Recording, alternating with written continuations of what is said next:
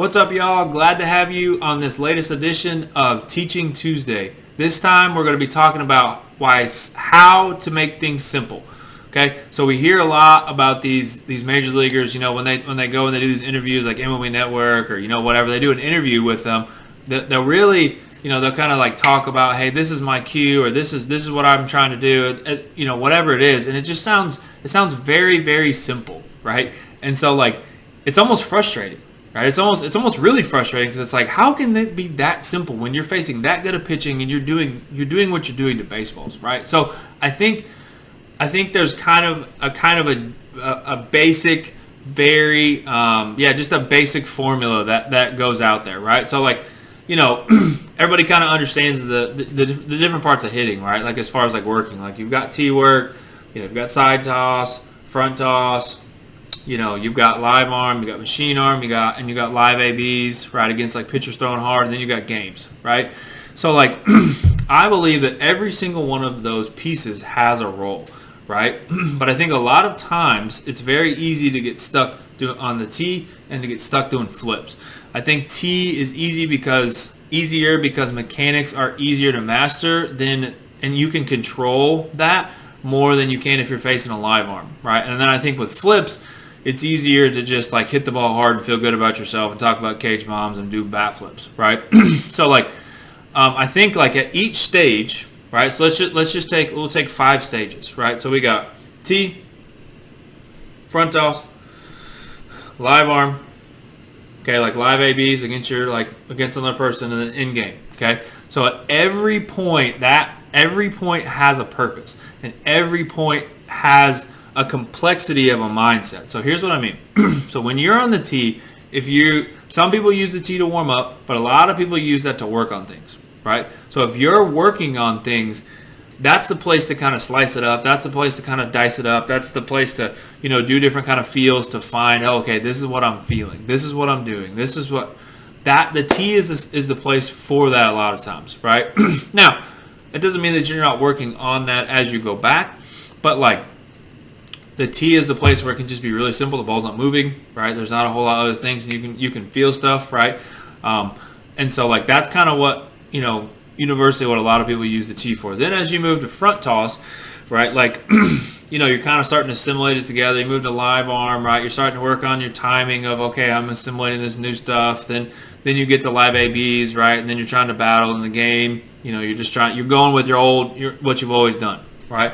So what I would put forth to you is that whatever you work on needs to assimilate into the overall approach that you have that makes you a hitter. So what does that mean?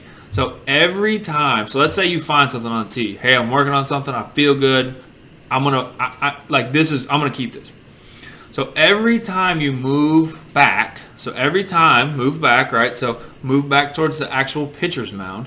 Every time you get closer to the game, it needs to become simpler, right? So like, let's think like, like last week I was working with a guy that needed to feel like stay on your line, okay? And so like, he's like, when we were on the tee, we were thinking, hey, stay on your line, do this, stretch here, stretch more, so you can kind of then feel it, and then the stretch is going to work on the line. That's too much. As the ball gets in the air and people are trying to get you out. On the tee, they're not trying to get you out. So then we went to front toss, and it was just like, hey, feel the stretch, get elongated, and then work on that line. All right. Then we went to live arm to get ready for, whatever. And each round, so we did 5 rounds, and each round he had something that he thought about, but it was really simple. Right? Like the first round, it was keep the heel down. It was feel the stretch back. Third round, it was now work on the line. Right? And then the 4th and 5th round was just like, hey, I'm getting ready for the game. Right? Then we did like live AB type things.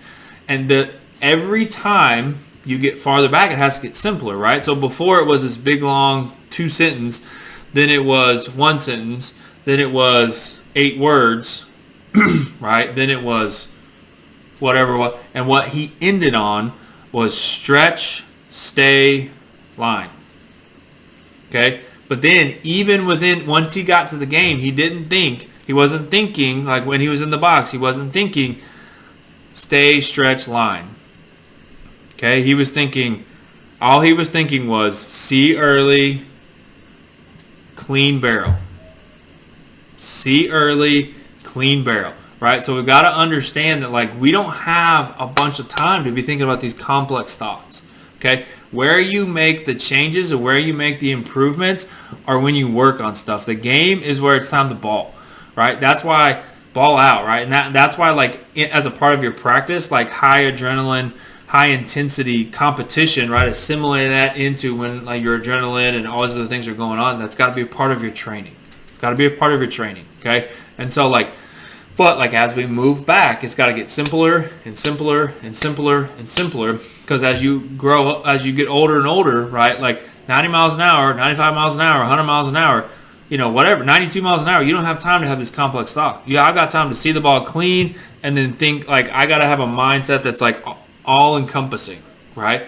So it's got to cover a lot of things, not just a couple of things, right? So it'd be almost like a macro cue. So something that's just like, you know, encompasses the whole thing. So that's really something that's important. Is as you start and you work, great, but then as you build, right, it's got to get simpler. And then in the game, it's got to be the simplest thing. In my opinion, it's got to be less than.